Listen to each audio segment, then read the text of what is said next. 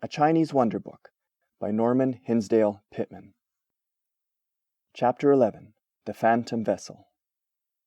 Once, a ship loaded with pleasure seekers was sailing from North China to Shanghai.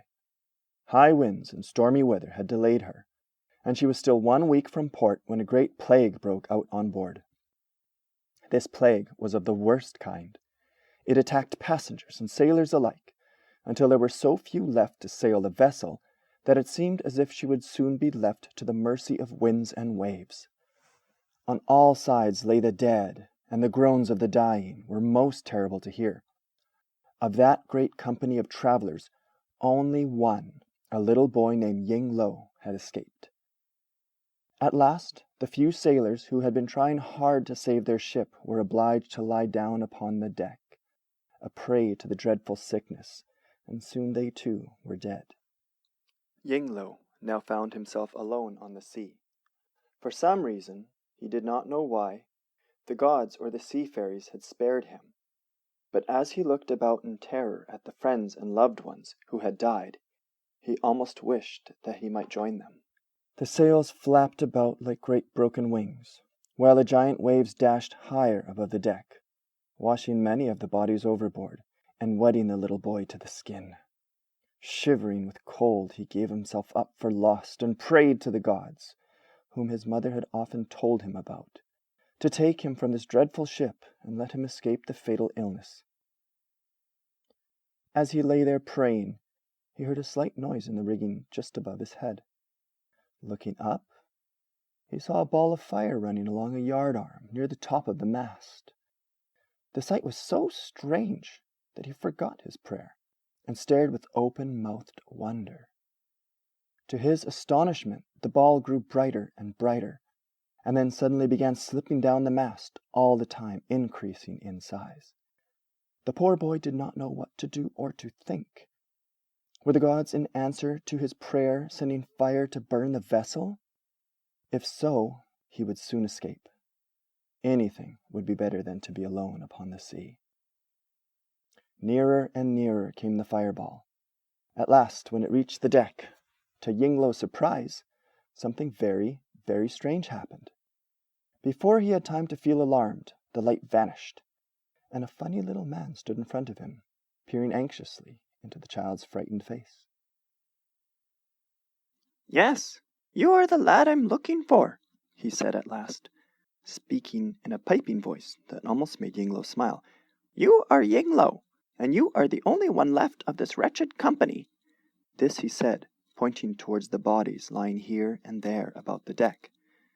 Although he saw that the old man meant him no harm, the child could say nothing, but waited in silence, wondering what would happen next. By this time, the vessel was tossing and pitching so violently that it seemed every minute as if it would upset and go down beneath the foaming waves, never to rise again. Not many miles distant on the right, some jagged rocks stuck out of the water, lifting their cruel heads as if waiting for the helpless ship. The newcomer walked slowly towards the mast and tapped on it 3 times with an iron staff he had been using as a cane.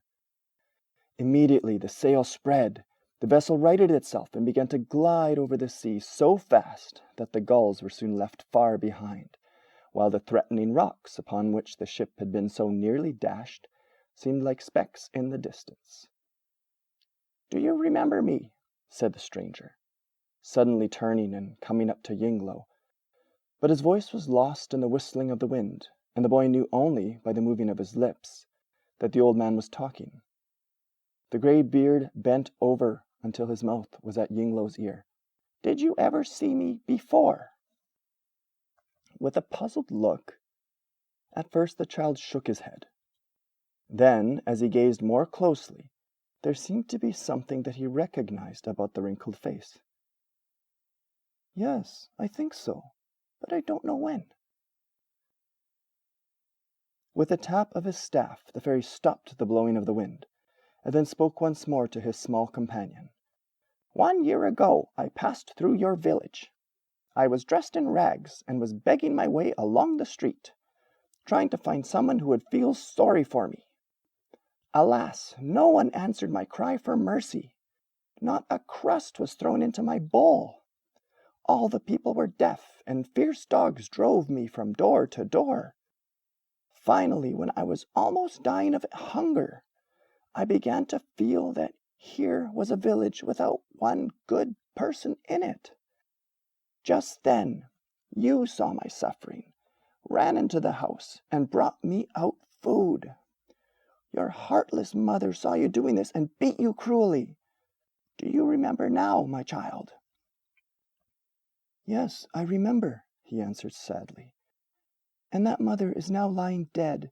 Alas, all are dead. My father and my brothers also. Not one is left of my family." Little did you know, my boy, to whom you were giving food that day. You took me for a lowly beggar, but behold, it was not a poor man that you fed, for I am Iron Staff. You must have heard of me when they were telling of the fairies in the western heaven, and of their adventures here on earth. "Yes, yes," answered Yinglo, trembling half with fear and half with joy. "Indeed, I have heard of you many, many times, and all the people love you for your kind deeds of mercy." "Alas, they did not show their love, my little one.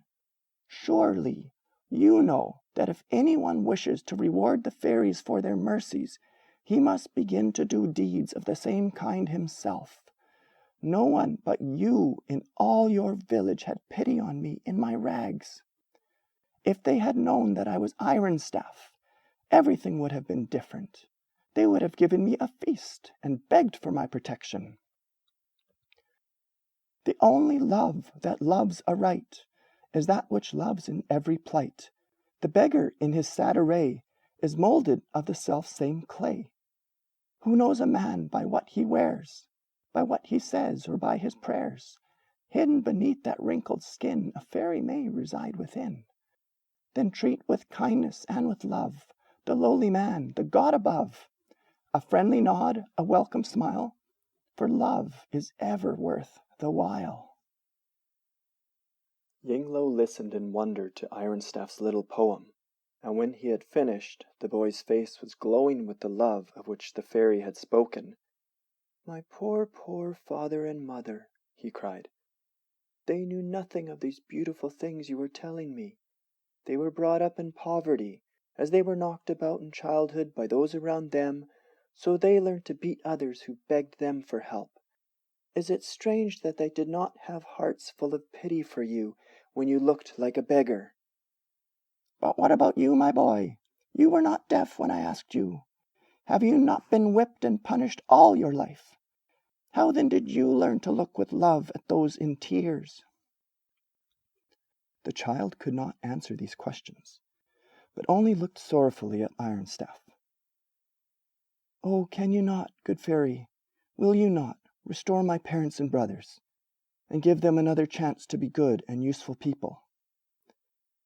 "Listen, Yinglo, it is impossible unless you do two things first," he answered, stroking his beard gravely and leaning heavily upon his staff. "What are they? What must I do to save my family? Anything you ask of me will not be too much to pay for your kindness." "First, you must tell me of some good deed done by these people for whose lives you are asking. Name only one, for that will be enough. But it is against our rules to help those who have done nothing." Yinglo was silent, and for a moment his face was clouded. "Yes, I know," he said finally, brightening. "They burned incense once at the temple. That was certainly a deed of virtue." "But when was it, little one, that they did this?" "When my big brother was sick, and they were praying for him to get well. The doctors could not save him with boiled turnip juice, or with any other of the medicines they used, so my parents begged the gods." "Selfish, selfish," muttered Ironstaff. "If their eldest son had not been dying, they would have spent no money at the temple. They tried in this way to buy back his health, for they were expecting him to support them in their old age." Yinglo's face fell. "You are right. he answered. Can you think of nothing else? Yes, oh yes, last year when the foreigner rode through our village and fell sick in front of our house, they took him in and cared for him. How long? Asked the other sharply. Until he died the next week. And what did they do with the mule he was riding, his bed, and the money in his bag? Did they try to restore them to his people?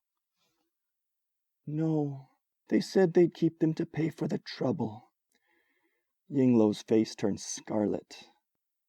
But try again, dear boy. Is there not one little deed of goodness that was not selfish? Think once more. For a long time Yingluo did not reply. At length he spoke in a low voice. I think of one, but I fear it amounts to nothing. No good, my child, is too small to be counted when the gods are weighing a man's heart. Last spring, the birds were eating in my father's garden. My mother wanted to buy poison from the shop to destroy them, but my father said no, that the little things must live, and he for one was not in favor of killing them. At last, Yingluo, you have named a real deed of mercy, and as he spared the tiny birds from poison, so shall his life and the lives of your mother and brothers be restored from the deadly plague. But remember, there is one other thing that depends on you. Yingluo's eyes glistened gratefully. Then if it rests with me and I can do it, you have my promise. No sacrifice should be too great for a son to make for his loved ones, even though his life itself is asked in payment. Very well, Yingluo.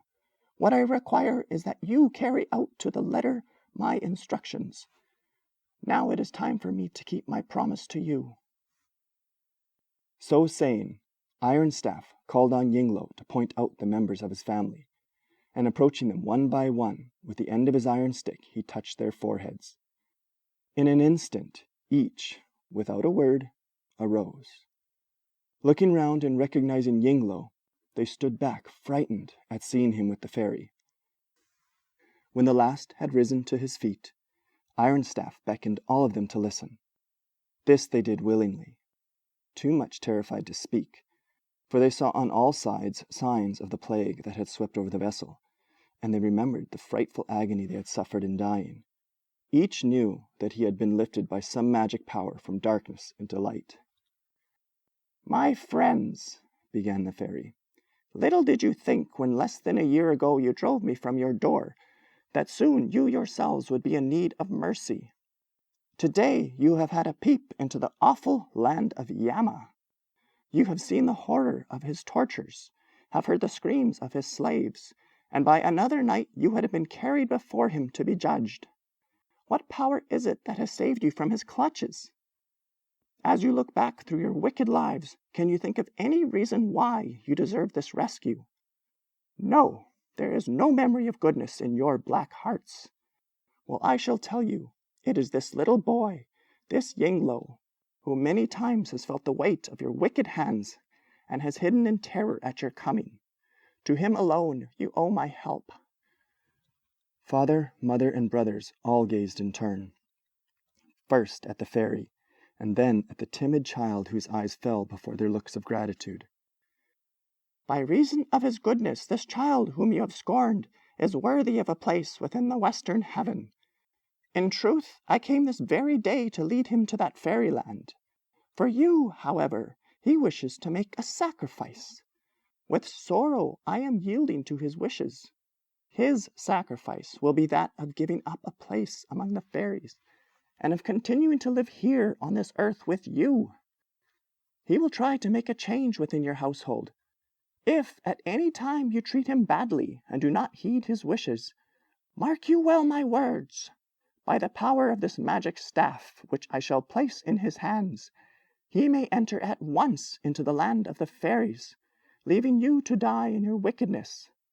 This I command him to do, and he has promised to obey my slightest wish. This plague took you off suddenly and ended your wicked lives. Yingluo has raised you from its grasp, and his power can lift you from the bed of sin. No other hand than his can bear the rod which I am leaving. If one of you but touch it, instantly he will fall dead upon the ground. And now, my child, the time has come for me to leave you. First, however, I must show you what you are now able to do. Around you lie the corpses of sailors and passengers. Tap 3 times upon the mast, and wish that they shall come to life." So saying, he handed Yinglo the iron staff. Although the magic rod was heavy, the child lifted it as if it were a fairy's wand. Then, stepping forward to the mast, he rapped 3 times as he had been commanded. Immediately on all sides arose the bodies, once more full of life and strength. "Now command the ship to take you back to your home port, for such sinful creatures as these are in no way fit to make a journey among strangers. They must first return and free their homes of sin." Again, rapping on the mast, the child willed the great vessel to take its homeward course. No sooner had he moved the staff than, like a bird wheeling in the heavens, the bark swung round and started on the return journey. Swifter than a flash of lightning flew the boat, for it was now become a fairy vessel. Before the sailors and the travelers could recover from their surprise, land was sighted, and they saw that they were indeed entering the harbor. Just as the ship was darting toward the shore, the fairy suddenly, with a parting word to Yinglo, changed into a flaming ball of fire, which rolled along the deck and ascended the spars. Then, as it reached the top of the rigging, it floated off into the blue sky, and all on board, speechless with surprise, watched it until it vanished. With a cry of thanksgiving, Yinglo flung his arms about his parents and descended with them to the shore. End of chapter 11.